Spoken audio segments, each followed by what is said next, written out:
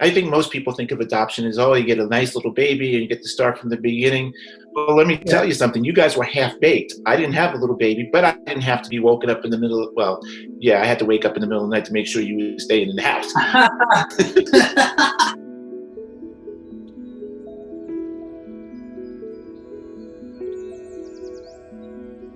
You are, in essence, my firstborn. Met when you were 17 years old.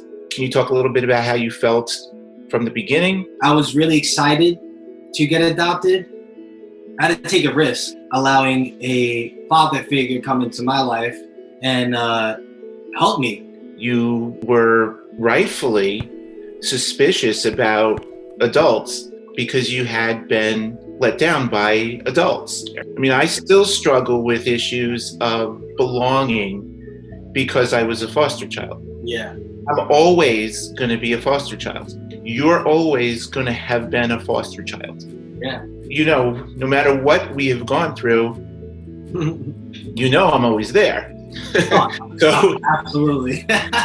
So you can say what you want. You can call me what you want. We can slam doors, and you know, He's still there.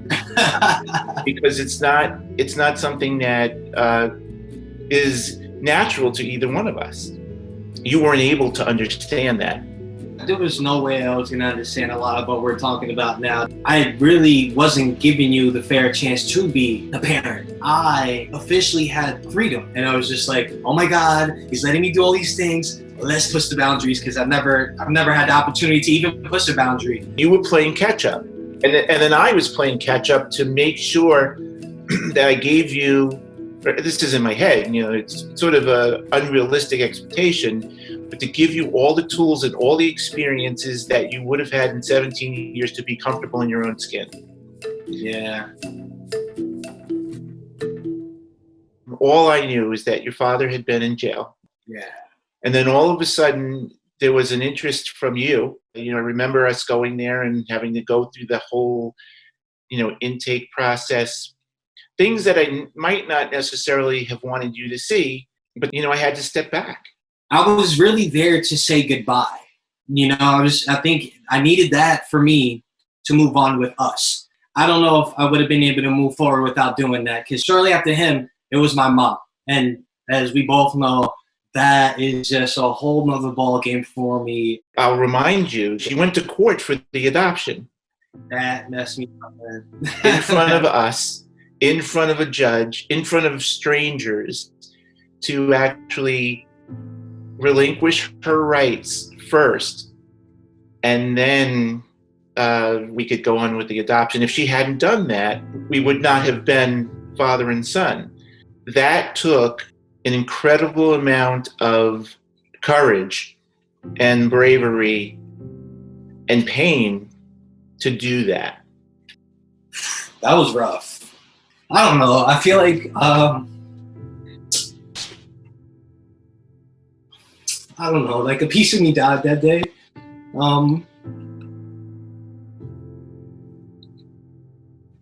I just feel bad, you know, because I know she tried, and I've seen it, and I don't know. As much as I like to say I hate her, like, I love her. You know what I mean? And I went through the pain with her. And I feel like a part of her heart was like taken. People don't know about this, man. Like, I hear a lot of people talk about adoption, and people don't talk about the reality of what it really is. And like, that was really hard. Right. She knew she had to give up in order for me to be happy and go and get the life that I deserve.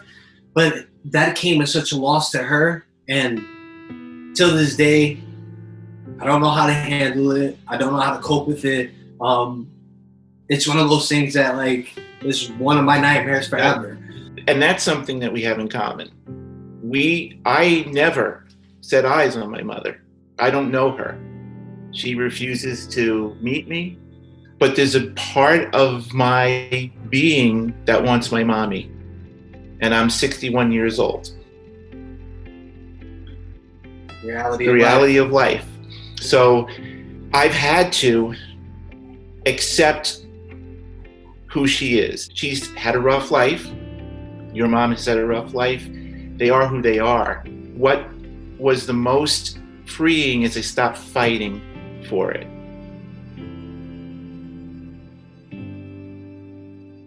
So we talked about Jonathan.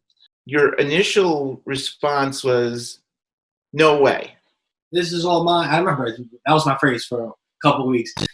I just don't want to share.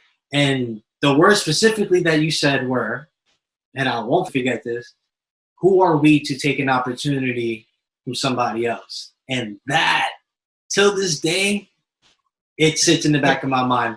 Then it came sibling time. And that's where me and him really started learning about family.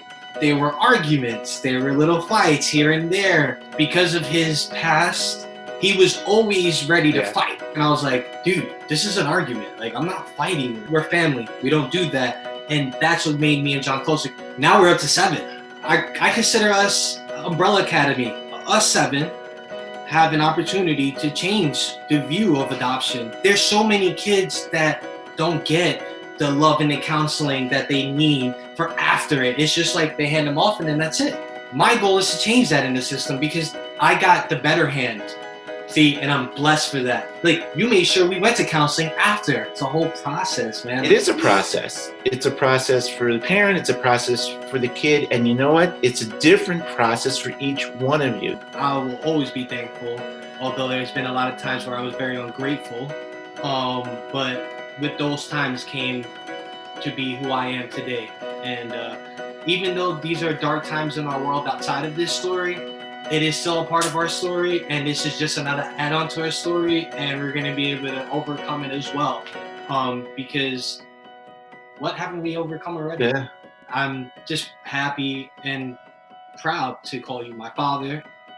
I'm going to be you one day.